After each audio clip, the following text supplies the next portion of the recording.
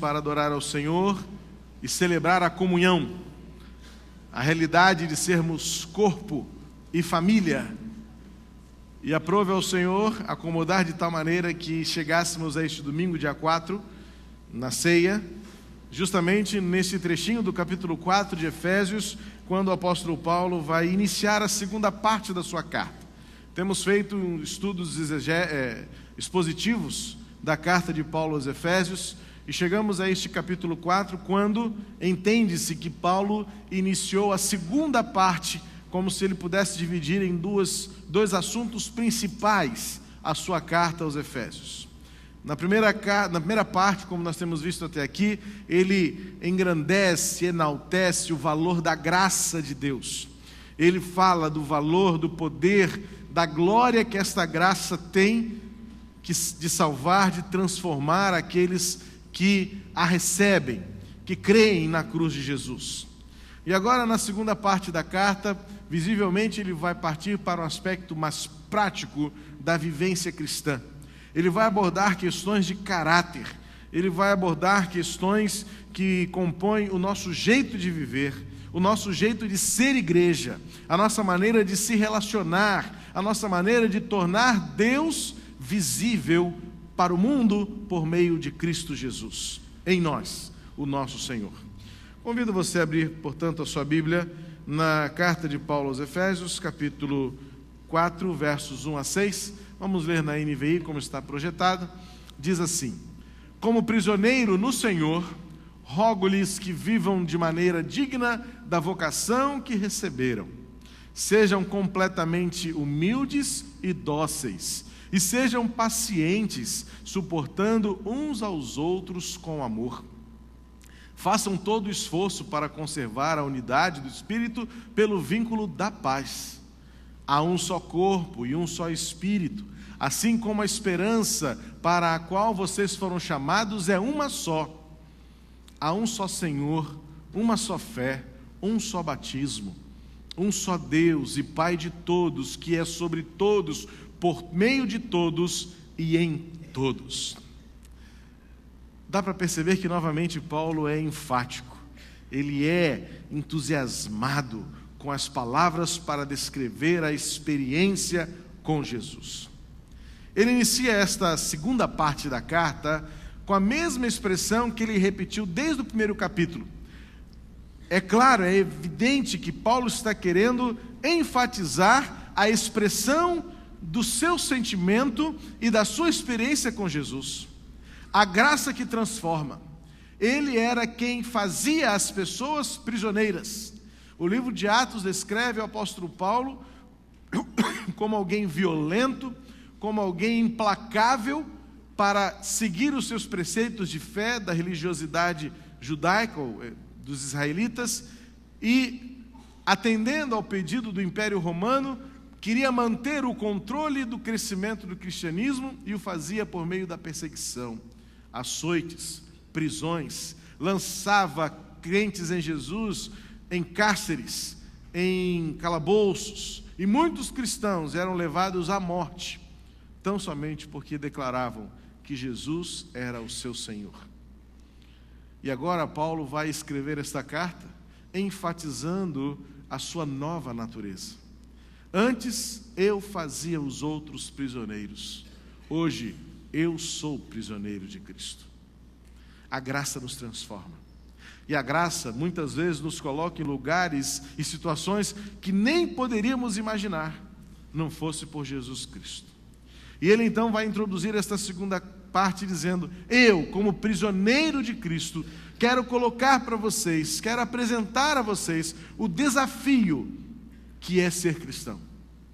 Paulo então vai trazer agora a realidade de que cada um de nós, como membros do corpo de Cristo, temos parte naquilo que Deus quer que sejamos e façamos. Amados, o vazio da omissão de responsabilidade tem sido uma das causas mais dificultadoras para o avanço do Evangelho. Mais encontramos pessoas dizendo: não é minha responsabilidade ou não é minha culpa, do que homens e mulheres que se apresentam e dizem: estou aqui, pronto, disponível, disposto, à disposição para fazer a obra acontecer por meio daquilo que Deus tem me dado fazer e realizar. Não são poucos aqueles que acomodam-se e acomodaram-se em sentarem-se nas suas cadeiras, nos seus bancos, nas suas poltronas e olharem com um olhar crítico para tudo aquilo que a igreja é e faz, e numa atitude até certo ponto arrogante dizer: não é minha culpa, a culpa é do pastor, a culpa são dos diáconos, a culpa é dos diáconos, a culpa é dos líderes dos ministérios, a culpa é da instituição. Mas o que o apóstolo Paulo vai dizer é que cada membro, se você é membro, tem parte nisso, declara, louva, ergue suas mãos, canta, participa, se diz crente em Jesus, a responsabilidade é inadiável e intransferível com aquilo que Deus tem nos dado ser como igreja. E agora Paulo está só introduzindo, ele vai avançar mais. Paulo vai mais profundo, Paulo vai tratar seriamente a questão dos dons espirituais, da responsabilidade ministerial de cada um, mas ele começa por aquilo que ele entende ser a essência, porque muito mais do que aquilo que fazemos, é aquilo que somos. E por isso Paulo não trabalha com atividades, Paulo não trabalha com calendário, Paulo não trabalha aqui com planejamento, Paulo trabalha com vidas, Paulo trabalha com caráter, Paulo trabalha com maturidade. Crentes que, independentemente do tempo que declaram a fé em Jesus, cresceram, amadureceram, aprofundaram suas raízes e expressam, refletem o caráter de Jesus. O que caracteriza um membro da igreja não é, em primeiro lugar, aquilo que ele faz, é aquilo que ele é. Volto sempre a lembrar que Deus está pouco interessado em currículos, tanto quanto currículos eclesiásticos, quanto currículos acadêmicos. Ao estudar as bem-aventuranças esta semana, deparei-me com uma declaração de que Deus não quer dar uma vida fácil para ninguém, e não nos chamou para isso, mas Ele quer nos transformar em grandes homens. Muito do evangelho que se prega hoje anuncia e promete às pessoas uma vida fácil, de conquistas e promessas, mas poucos estão interessados em serem transformados em homens e mulheres melhores. E são claras as características que o apóstolo Paulo vai descrever neste início do capítulo 4. É preciso que você entenda que Paulo não estava preocupado com numerozinhos aqui de versículos de capítulos, mas agora, na sequência do seu pensamento, na sequência da sua visão, Paulo vai caminhar para um aspecto que é essencialmente prático, daquilo que somos, para que então, a partir daquilo que somos, expressemos aquilo que fazemos e demonstremos por meio de obras aquilo que somos na essência, lá dentro do nosso coração. Paulo então vai descrever 5 características que marcam e que qualificam a essência do membro do corpo de Cristo. Aqueles que são chamados irmãos, filhos de Deus, irmãos em Jesus, corpo de Cristo neste mundo. Vamos voltar ao texto bíblico, quando no versículo 2, Paulo apresenta o seu rogo. Ele fala aos seus leitores, dizendo o que ele acha que os cristãos devem ser. Por favor, projetem. Versículo 2 diz assim: sejam completamente humildes e dóceis, e sejam pacientes, suportando uns aos outros com amor. Versículo 3: façam todo esforço para conservar a unidade do Espírito pelo vínculo da paz. 5 características que a gente pode extrair desses 2 versículos. Paulo é sucinto, Paulo é objetivo, Paulo é contundente. Eu diria que Paulo não carece de hermenêutica nem de exegese. Mas é preciso que eu traga à luz alguns aspectos importantes sobre cada uma dessas marcas do verdadeiro crente em Jesus. Primeira delas, humildade. O verdadeiro crente em Jesus tem como marca principal a sua humildade. É interessante, pesquisando nos textos que nos ajudam a interpretar a palavra, especialmente fazendo uma pesquisa na língua grega. Não existe uma palavra específica ou melhor que possa definir o conceito de humildade do que a palavra baixeza. Interessante, né? Porque baixeza para nós tem um sentido pejorativo, algo negativo, algo ignóbil, que traz-nos uma ideia de algo indigno. É interessante pensar, então, que parece-nos que o conceito virtuoso da palavra humildade foi cunhado ao longo do tempo pela própria Igreja de Cristo, que transformou aquilo que era indigno na mais elevada das virtudes e das qualidades de alguém que segue a Jesus. Mas se nós pudermos então trazer de uma maneira prática a um dicionário que traduziu a palavra humildade, fazendo referência a uma mesma raiz de palavra que se refere à planta que rasteja no chão, que cresce rente ao chão, como a batata. E até uma correção do ditado popular, né? Como diz, a gente aprendeu como criança, diz: batatinha quando nasce, se esparrama pelo chão. Não, diz na verdade que é batatinha quando nasce, esparra a rama pelo chão. Ou seja, essa planta que cresce sem usurpar a altura, sem usurpar os degraus, sem aspirar e querer as melhores posições, sem querer ver nada de cima. Ao contrário, contentar-se com o lugar onde foi plantada e ali estender suas ramas, estender seus frutos, ali mesmo semear. Portanto, humildade, no conceito que o apóstolo Paulo passa na sua expressão de característica daquele que segue Jesus, é aquele que se contenta com aquilo que tem e com aquilo que é, para dar honra e glória ao Senhor. Não é comodismo, não é mediocridade, não é a acomodação inerte, inativa, de dizer assim: não, como diz Gabriela, eu nasci assim, eu vivi assim, vou morrer assim. Não. É ao contrário, um sentimento de contentamento, reconhecendo que o que temos e o que somos e onde estamos é para um propósito específico de Deus para nós. Há 3 coisas que nos fazem ver a humildade pela ótica certa. Não como um sentimento de indignidade, não como uma atitude de inutilidade. Não. Ao contrário, a humildade faz-nos ver a vida de uma outra ótica. E para que tenhamos o conceito ajustado de humildade, é necessário que nós tenhamos 3 pontos de vista importantes. Primeiro, é acerca de nós mesmos. Quando nós fazemos o autoexame, uma autoavaliação, precisamos identificar quem nós somos, onde erramos, o que temos de melhor.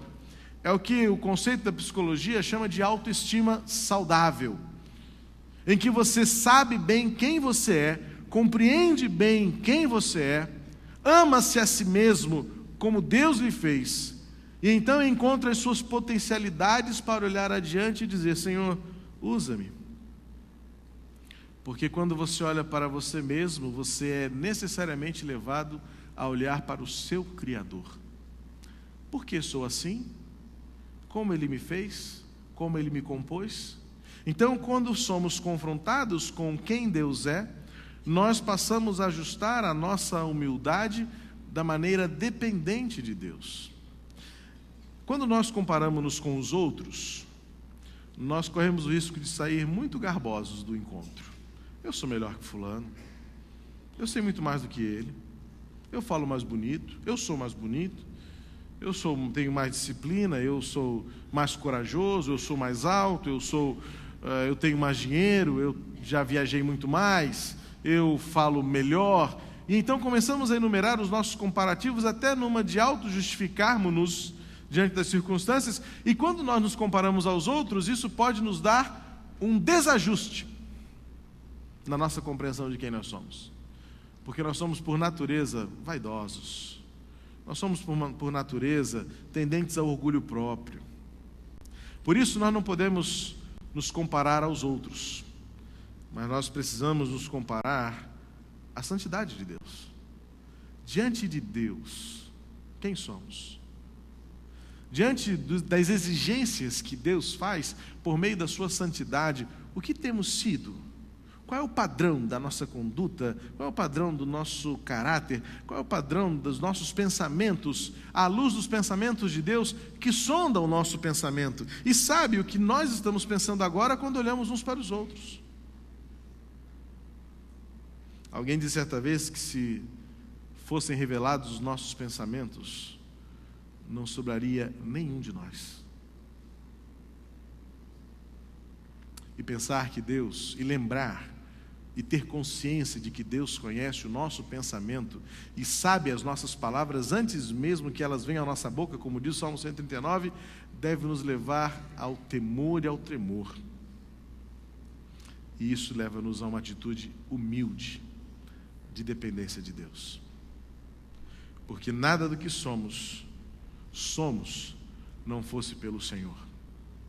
Humildade é, portanto, a consciência de que somos tão pequenos, vivemos tão embaixo e somos tão lineares nas nossas habilidades que não fosse Deus ao nosso lado, nada seríamos, nada faríamos. Jesus orou isso e disse isso aos seus discípulos em João 15:5, porque sem mim nada podeis fazer. Humildade é, portanto, a atitude daquele que é crente em Jesus e olha primeiro para si mesmo e não se compara com os outros e olha para Deus e diz: nada serei se não for Deus comigo e por mim. A terceira essência que Paulo vai, que Paulo vai descrever no seu texto, como lemos aqui, é dóceis. Na sua versão deve estar a palavra mansos. Na verdade, as duas palavras se assemelham. Vem do grego praus, que é a mesma palavra dita por Jesus, ou melhor, traduzida para o grego no Sermão do Monte, quando Jesus disse: bem-aventurados os mansos. Mansidão aqui tem duas possibilidades para a gente entender o que é mansidão. A primeira delas, segundo Aristóteles, que seria o pai da cultura grega e do conhecimento grego, e que mais difundiu e defendeu a língua grega nas definições, ele vai dizer o seguinte: ser manso é irar-se na hora certa. Ser manso é saber muito bem quando irar-se e quando não irar-se. Talvez faça sentido porque Paulo disse: irai-vos e não. Ou seja, o sentimento de ira, ele tem até um certo ponto um caráter defensivo, um caráter positivo, um aspecto construtivo, mas há o risco do desequilíbrio. Então, a ideia da mansidão a que Paulo se refere aqui parece nos levar a uma atitude equilibrada, em que você controla-se para não pecar. Lembrei do que Barclay fala sobre ser manso, e ele diz que é a capacidade que temos de nos revoltarmos quando a injustiça é aplicada nos outros. Mas se essa injustiça é contra nós, calamo-nos e dependemos de Deus para prosseguir. Forte isso, né? É a ira suficiente para defender os interesses dos outros, mas nos calarmos quando somos afetados, injuriados e ameaçados, porque aprendemos a viver dependentes de Deus. Literalmente, a palavra manso tem a sua ideia, o seu nascimento na habilidade do adestramento. Manso é aquele que é adestrado, é aquele que é dominado, não como um cavalo chucro, como quem já viveu na roça sabe, que não há nada que o segure, é um vulcão. Diante das contrariedades, ele se revela o mais feroz, o mais violento, e cavalo morde, viu? Cuidado. Conheço gente que já foi mordida por cavalo, não é só cachorro não. E então é necessário que alguém o domine. Eu conheci uma pessoa que tinha um cachorro muito grande, da raça dog alemão, da raça do Scooby-Doo. É um cachorro que, normalmente, ele fica desse tamanho. Se ele ficar em pé, ele fica mais alto que a gente. E era uma mulher a dona desse cachorro. Foi minha ovelha no ministério anterior. Ele era assustador, mas manso. Assustador pela aparência, mas não era capaz de fazer nada contra qualquer pessoa. E eu dizia para ela: por que adianta você ter esse cachorro para te proteger? Aí ela disse: porque só a aparência dele assusta. E eu me lembro dela adestrando o seu cão quando ele chegou na sua casa. Um dia eu fui visitar a família e ela estava com o cachorro de costas para o chão, com as patas para cima, e ela estava insistentemente dizendo assim: quem manda aqui sou eu. Quem manda aqui sou eu. E eu disse: Márcia, você tem certeza que você vai fazer alguma coisa? Vou, pastor. E não é que deu certo? O cachorro cresceu aprendendo que quem manda ali é ela. E nós podíamos entrar naquela casa livremente, acredite, porque aquele cachorro era um bobalhão. Só tinha tamanho. Era um cachorro delicioso, na verdade, porque era grande, bonito, saudável, mas amigo. Esta palavra docilidade a que Paulo se refere, mansidão, é aquilo que nós deveremos ter na medida em que andamos com Jesus, em que as pessoas têm alegria em conviver conosco, ainda que a nossa aparência diga que não. O problema é que muitas vezes é o contrário. Nós temos uma aparência de bons, mas quando somos contrariados, quando dizem não para nós, sai da frente. Que triste, irmãos. Vou dizer uma coisa para vocês. Tem vezes que dá vontade de fechar o nosso estacionamento, porque o lugarzinho para ver quem realmente é manso ou não é manso. Diga para quem chegou um pouco depois que não tem mais vaga no estacionamento. O cara sai cantando pneu, sai quase batendo nos ônibus que passam ali, por causa de uma vaga no estacionamento. Muitas vezes nós brigamos por coisas tão pequenas, por um lugar para sentar, por um papel que não nos foi dado, por uma resposta que não nos foi dada. Manso são aqueles que realmente desenvolvem o caráter de Jesus e que sabem quem manda aqui. É como aquele cachorro que, se pudesse dizer assim: eu sei, quem manda aqui é você. Nós diríamos e nós dizemos: quem manda aqui é Jesus. Jesus controla as minhas reações. Jesus controla o meu temperamento. Não tem essa de temperamento dominado pelo meu entendimento, essas habilidades do cursinho que você paga lá não sei quantos R$1.000 para vir no hotel, para o cara entender você, a controlar a sua mente. Isso é autocontrole. Mas o que faz diferença mesmo é o controle do alto. Tira o U, troca pelo L, se você sabe português, e você vai ver que a diferença mesmo não é quem se autocontrola, é quem é controlado pelo alto. Torna-se manso, torna-se dócil. E mesmo que seja tão feio como o pastor Marcos, sabe que ali naquele coração tem um cara molengo, chorão, apaixonado por almas. Viver com pessoas que são reconciliadoras e conciliadoras. Não julgar pelas aparências, que muitas vezes quem é muito bonito para nós, como já disse Jesus, pode ser lá dentro um sepulcro caiado, fedorento, um vulcão em erupção. E quando você diz para essa pessoa, não dá, o vulcão explode. E como eu coloquei essa semana, foi por causa desta meditação de hoje, a sabedoria é daqueles que dizem e reconhecem que podem aprender um pouco mais. Que não será dessa vez ainda, quem sabe daqui a um pouco mais à frente.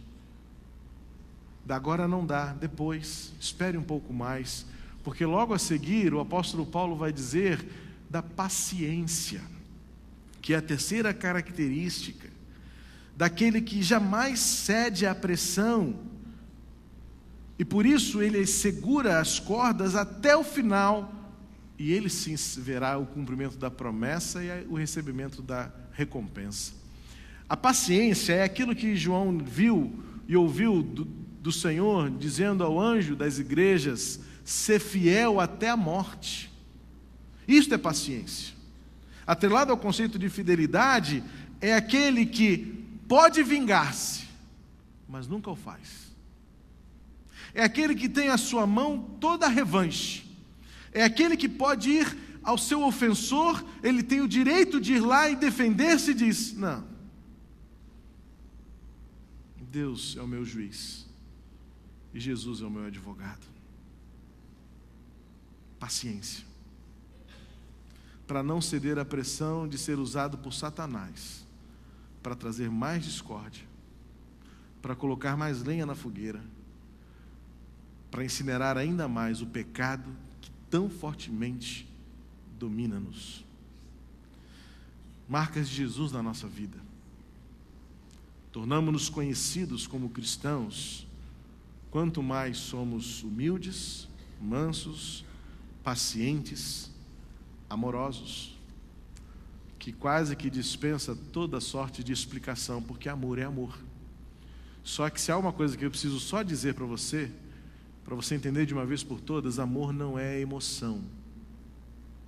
Paixão é emoção. Amor é vontade. Nós amamos porque Deus nos amou primeiro. Amar os inimigos não é fruto da nossa emoção, é da nossa vontade.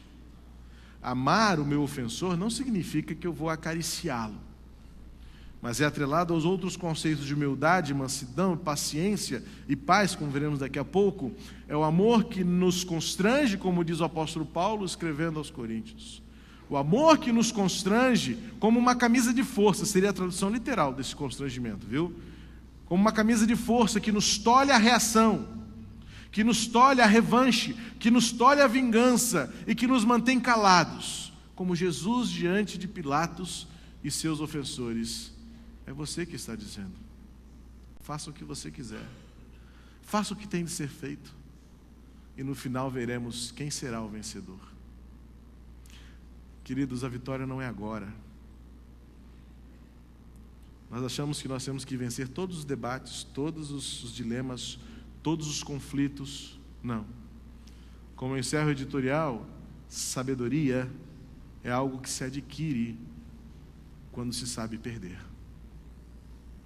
Amor é uma vontade que temos de deixar Deus agir por completo na nossa vida. E por último, Paulo vai terminar com paz. Assim como Jesus disse que bem-aventurados são os pacificadores, não são apenas aqueles que amam a paz, mas aqueles que fazem a paz acontecer. Paz por meio da reconciliação, paz por meio da sinceridade, paz por meio do perdão. Somos sim isso. Aí então somos corpo de Cristo neste mundo. Aí então somos igreja de Jesus neste tempo, quando evidenciamos a essência de Jesus, por meio de caráter humilde, manso, paciente, amoroso e pacificador. Quantas vezes somos mais agentes de intrigas e discórdias do que de paz? Quantas vezes, por conta do nosso caráter em luta contra a carne e espírito, quando nós, dominados por nós mesmos, quando nós, sendo o Senhor de nós mesmos, somos então muito mais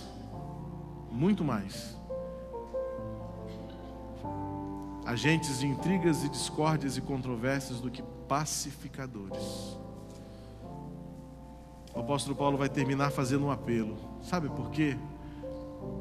Há um só corpo. E Paulo então vai enumerar agora a unidade da igreja de Cristo. Em meio a toda esta diversidade, o que vai nos converger para um único momento, para uma única experiência é Cristo.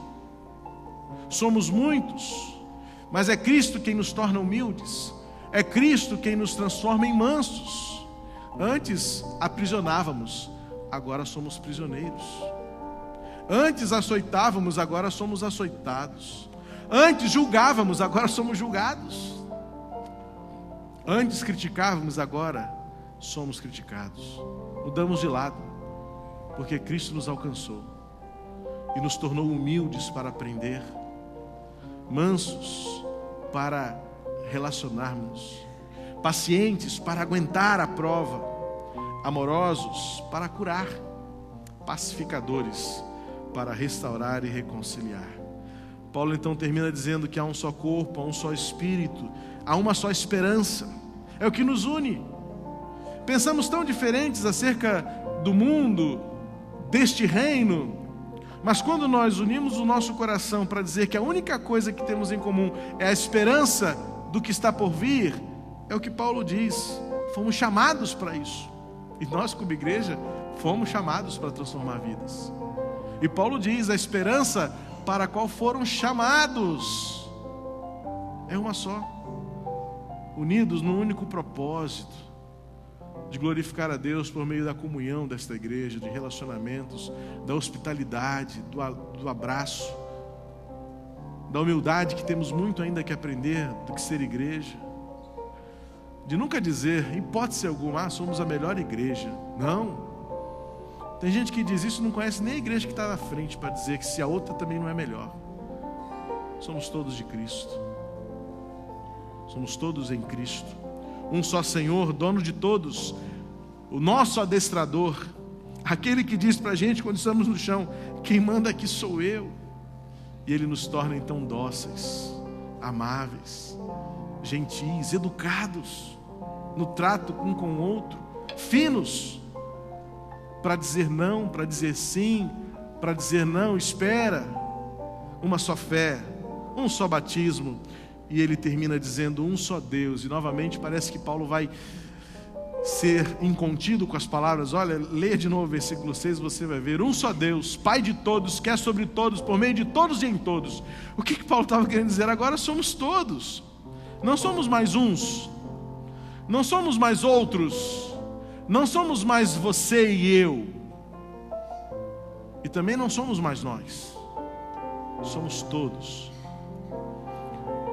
É a pessoa que não aparece nas nossas conjugações, mas é o resultado, é o final do eu, tu, ele, nós, vós, eles, todos. Porque Deus faz isso em nós. Ele é Pai porque Ele nos ama. Ele é sobre porque Ele é Senhor. Ele domina, Ele é soberano. Ele, por meio de nós, opera, porque está implícito aqui a providência de Deus. Ele nos provê, Ele nos dá. Ele não criou o mundo e deixou o mundo à mercê da sua própria sorte. E Ele está em todos, porque Ele está presente. E se Ele está presente, é condição. A gente tem que viver diferente, queridos. A gente tem que ser diferente. O mundo tem que olhar para nós e dizer assim, tem algo de diferente naquele povo. Tem algo de diferente naquele homem, naquela mulher, naquele jovem. Porque Deus está em todos nós. Isso é caráter. Não é religião. Não é denominação. Não é um templo. Somos nós, reunidos ou espalhados, todos unidos em Jesus. Em meio à diversidade de quem somos, brancos, negros, gordos, magros, altos, baixos, velhos, novos, crianças, jovens, somos todos diante do desafio de tornarmos-nos humildes, mansos, pacientes, amorosos, para que vivamos em paz uns com os outros. Não precisamos esperar as guerras acabarem, mas que onde estivermos, sejamos agentes da paz, fruto do nosso amor, fruto da nossa paciência, da nossa mansidão e da nossa sincera humildade, para que Deus seja de fato Pai de todos nós, sobre todos nós, que Ele seja tudo em todos nós, porque Ele está presente neste lugar. Convido os diáconos a se colocarem comigo para celebrarmos esta unidade por meio da ceia do Senhor. Enquanto cantamos o cântico Unidade na Diversidade, estaremos preparando o nosso coração para receber